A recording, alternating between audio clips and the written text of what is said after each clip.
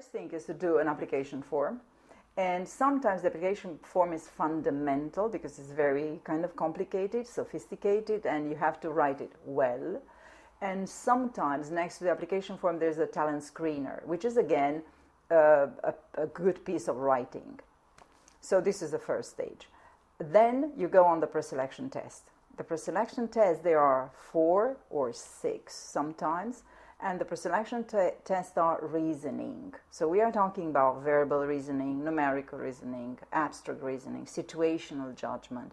So they are reasoning tests. Again, it's doable. You could make good scores because you have to have about 94, 96% result. So it is really competitive. 96%? 96% to pass, to move over the preselection test, to be selected for the next phase. Still, it's doable, right? So this is the test, the pre-selection test. Then you go for an assessment center. The assessment center takes a whole day, let's say, and during this assessment center you have tests that simulate the real situations in the professional life. So you will have a written exercise. Well, this is what you do in the professional life. You do written exercises all the time, case studies or however you call them, but this is a written piece, right? The second thing you do, an oral presentation. This is what you do in life. This is what I do today, right? So an oral presentation is what you are asked to do in the assessment center. Then you will have a group exercise. Obviously, this means working in a team. Like probably you work, all of you, in order to do this interview, right?